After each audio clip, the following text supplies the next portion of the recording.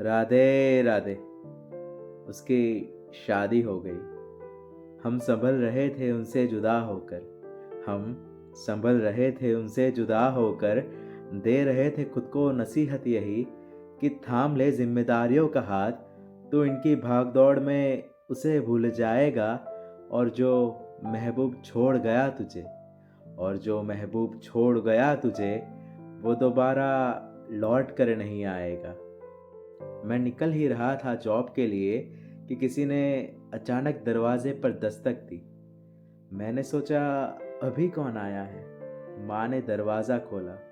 कोई था जिससे माँ बात कर रही थी। मैं अपने ही धुन में था, अपनी फाइल ढूंढ रहा था कि इतने में माँ ने आवाज़ लगाई, कबीर तुमसे कोई मिलने आया है। मैं दूसरे रूम में था। मैंने कहा हाँ माँ आया। मैं जैसे ही उस रूम में पहुंचा, मैंने माँ से पूछा, माँ क्या आपने मेरी फाइल देखी है? माँ ने कहा नहीं बेटा, मेरी नज़र उस शख्स पर थी ही नहीं जो मेरे घर आया था। और जैसे ही मेरी नज़र उस शख्स पर पड़ी, मैं चौंक गया। वो और कोई नहीं, वो रिया थी, जिसे मुझे आज भी और जिसे मुझसे कभी मोहब्बत भी हुआ करती थी। मैं महज एक ही सेकंड में फ्लैशबैक में चला गया। वो हमारी पहली मुलाकात, वो हिंदी की डाइजेस्ट के बहाने से शुरू हुई हमारी बातें, वो मेरा इजहार, उसका इकरार, वो चुप चुप के हमारा मिलना, वो उसका रूठना, मेरा मनाना, वो उसका बेमतलब मेरे बालों को सहलाना और मेरी हर उलझन, मेरी हर तकलीफ में उसका उसके प्यार का मरहम लगाना। महज कुछ ही पल में मेरा अतीत मेरी आंखों के सामने से गुजरा था। और ताजुब की बात तो ये थी कि जो छोड़ गए थे हमें बीच मझधार में मरने की खातिर, कि जो छोड़ गए थे हमें बीच मझधार में मरने की खातिर, आज वो महबूब मेरा मेरे घर मेरे सामने बैठा है। माँ ने कहा कहाँ खो गया कबीर, ये तुझसे मिलने आए हैं। मैंने कहा कहीं नहीं माँ। वो अकेली नहीं थी, उसके साथ एक और शख्स था। मैंने पहले कभी देखा नहीं था उसे।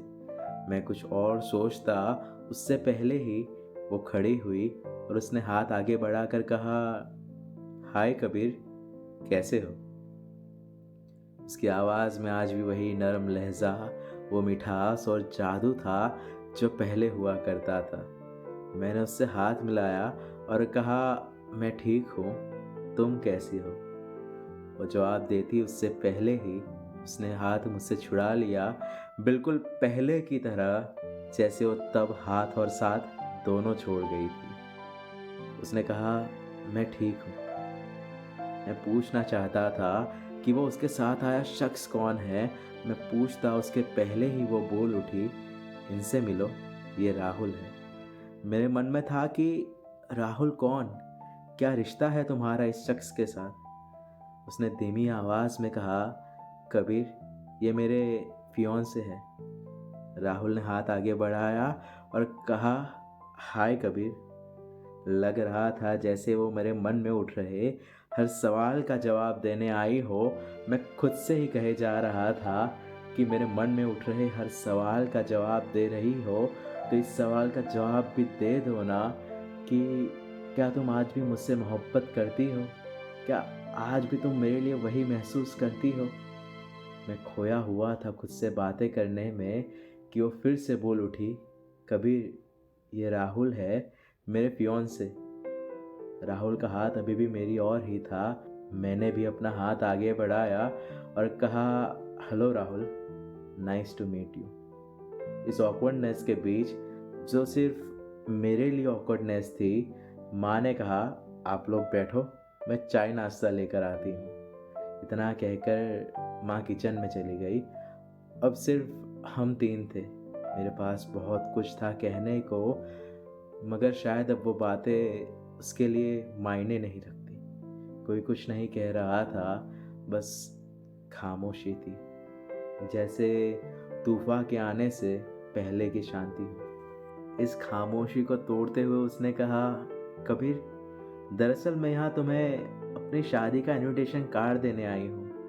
मुझे इस बात का डर हमेशा था उससे जुदा होने के बाद कि वो कहीं किसी और की ना हो जाए, और आज वो डर मेरा हकीकत बनकर मेरे सामने बैठा है। मैं क्या कहता उससे, मैं क्या फरियाद करता, सवाल तो बहुत थे उससे, लेकिन जानता था वो जवाब नहीं देगी। सब कुछ छुपा कर मैंने कहा, कार्ड और मुझे। मैं भूल ही गया था कि राहुल भी वहीं बैठा था, और जैसे ही मेरी नज़र राहुल पर पड़ी, मैंने अचानक बात को पलटते हुए कहा, शादी का कार्ड, और वो भी इतनी जल्दी? रिया ने कहा, राहुल की पोस्टिंग कनाडा में हुई है और वो जल्द से जल्द अपनी फैमिली के साथ वहाँ शिफ्ट करना चाहते हैं, इसलिए। मैंने कहा, सही है। राहुल ने कहा, कभी रिया बता रही थी कि तुम कॉलेज फ्रेंड्स हो। मैंने कहा, हाँ। राहुल ने कहा, तो कभी ज़रूर आना शादी में, उसे भी अच्छा लगेगा और तुम्हें भी अच्छा लगेगा। मैंने कहा, ज़रूर। रिया भी बोल उठी, हाँ कबीर, ज़रूर आना, ये कार्ड है 19 अप्रैल। मुझे आज भी याद है 19 अप्रैल को उसका बर्थडे है। रिया ने कहा, कबीर हमें लेट हो रहा है, आंटी से कहना चाय नाश्ता फिर कभी, पर तुम ज़रूर आना। राहुल ने भी कहा, हाँ कबीर, ज़रूर आना। रिया ने कहा, तो चलो हम चलते हैं। बस इन सब बातों के बीच एक हल्की सी मुस्कान थी मेरे चेहरे पर, जिसमें मैंने हर दर्द छुपाया था। बस इन सब बातों के बीच एक हल्की सी मुस्कान थी मेरे चेहरे पर, जिसमें मैंने हर दर्द छुपाया था। जिससे की थी मोहब्बत मैंने, जिससे की थी मोहब्बत मैंने, वो महबूब मेरा शादी का न्योता लिए, वो महबूब मेरा शादी का न्योता लिए, उसके दिए जख्मों पर नमक छिड़कने आया था।